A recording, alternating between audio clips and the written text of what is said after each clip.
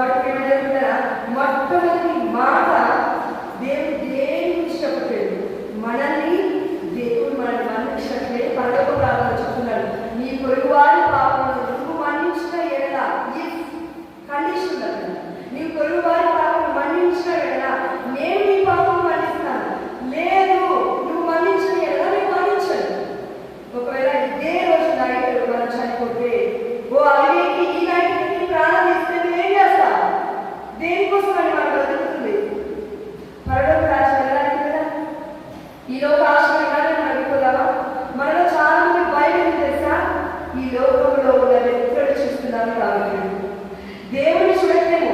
ఈ శ్రమల కాలంలో కూడా 40 రోజులు ఉపవాసం చేయమని గురువులు చెప్తున్నారు, ఎన్నో వాక్యాలు చేస్తున్నారు. కానీ ఇప్పటికీ కూడా మనలో కొంతమందిని నాకు కాదు, నాకు తెలియదు, నాకు చెప్పట్లేదు అని రాత్రి గుండెలున్న ఇక్కడ దేవుడు చెప్తున్నాడు. హెచ్కేల్ గ్రంథం 36వ అధ్యాయం 6వ వచనం తెలుస్తుంది. యేసయ్య వాక్యం సత్యవాది, ఇది పదమైన వాక్కు, ఎంత పెద్ద బండరైనా తప్పక బద్దలు కొడుతుంది. ఆమె హల్లెలూయా. ప్రియమైన దేవుడా, మన ప్రతి హృదయ సమయంలో ఆ దేవాలయం హెచ్కేల్ గ్రంథం 36 ప్రకారం ప్రతి రాత్రి గుండె యేసు రక్తంలో ముద్రింపబడి మాంసం ముద్దగా మార్చుగాక. ఆమె హల్లెలూయా. కాబట్టి మొట్టమొదటి పద్ధతి ద్వారా మనమందరం ఒకసారి చేయబడ్డాం. అందరం చేయబడ్డాం. ప్రభువా, కలుసుకుని చెప్పండి. ప్రభువా, నేను నీ వలె మన్నించుటకు నాకు ప్రేమ అనే పదాన్ని దయచేయండి.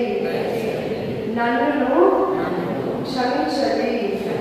నా పొరుగు వారిలో నిన్ను చూసే భాగ్యాన్ని నాకు దయచేయండి.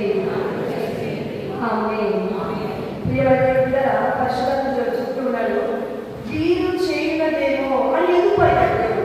మనమా చిన్నపిల్లలు కాదు, పాప సర్టిఫికెట్ తీసే వాళ్ళందరూ కూడా ఫస్ట్ ఇక్కడ తీసుకురావాలి. చిన్నపిల్లలు కాదు, మరి దేవుడు వీరు చేయలేదేమో చేయలేమో మీరు ఎదుగుగా ఎందుకు అన్నాడు. మనకి తెలుసు, కానీ మీకు బాగా అంటున్నాడు, ఇదిగో నేను ఏం చేయాలనుకుంటున్నాను అది చేయలేకపోతున్నాను, నేనేం చేయగలుగుతున్నాను అది చేస్తున్నాను. అయితే ఒక్కొక్కసారి మనం ఎలాంటి ఆ యొక్క సందర్భంలో ఉంటామంటే అనిపిస్తుందండి, ఎదురుపడ్డ వ్యక్తిని క్షమించాలి క్షమించు అని ఎవరైనా అనిపిస్తుంది. కానీ మన అహం అడ్డం వస్తుంది, మన గర్వం అడ్డం వస్తుంది, మన మానవ స్వభావం అడ్డం వస్తుంది, మన మానవ ఎమోషన్స్ ఫీలింగ్స్ అడ్డం వస్తాయి. ఆ సమయంలో దేవాలయం చెప్తున్నాడు, వీరు చేయలేదేమో అంటే మన ఎదుటివాళ్ళు మనం చూడాల్సిన తెలుసా, చూస్తే మంచి జరిగితే దేవుడిని చూడాలి. లేదు వారి ద్వారా మనకు చెడు జరిగిందా సాతాను మనం చూడగలగాలి. అప్పుడే మనం ఆ ఎదురున్న వ్యక్తిని మనం క్షమించగలుగుతాం. దేవుడు ప్రేమామయుడు, ప్రేమ స్వరూపుడు. 1 యోహాను 4వ అధ్యాయం 7వ వచనం తెలుస్తుంది. ప్రేమ దేవుడిని పుట్టింది. మనమందరం ఒకవేళ దేవుడిలో పుట్టినట్లయితే జ్ఞానశాల నుంచి మనందరం పుట్టాము. కానీ మరి మనం ప్రేమిస్తున్నామా? దేవుడిని ప్రేమిస్తున్నామా?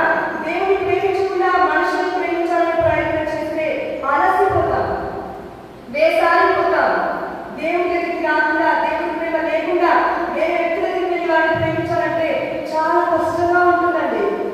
భర్తని ఒకరోజు ప్రేమిస్తావు, ఒకరోజు క్షమిస్తావు, రెండో రోజు మన్నిస్తావు, రెండో రోజు క్షమిస్తావు, మూడో రోజు మళ్ళీ అదే పాపం అదే తప్పు ఒకవేళ భర్త చేశాడనుకో క్షమించలేదు, డివర్స్ ఇచ్చేస్తానని చెప్తాను. ఆ ఓపిక మౌలికమైనంత ఓపిక మనకి రావాలని ఏం చేయాలి అంటే యేసయ్య ప్రేమ అడగలను. ఈ పాప మన్నింపు ద్వారా వచ్చేది ఏంటి తెలుసా, దేవుని యొక్క ప్రేమ అనే ఫలం మనం వింటుందండి.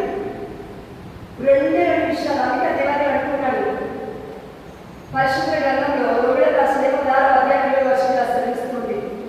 సమాధానము మూలమగు దేవుడు త్వరలో సాయికాను కలను మన పాదముల క్రింద చిత్తకత్రొక్క బడిగా ఆమె హల్లెలూయా.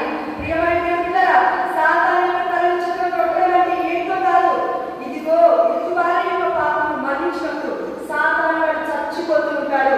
ఎదుటివారి యొక్క పాపం మన్నించకుండా మనం ఎప్పుడైతే వారిని దూషిస్తూ ఖండిస్తూ మనం తీర్పు తీరుస్తూ బ్రతుకుతుంటామో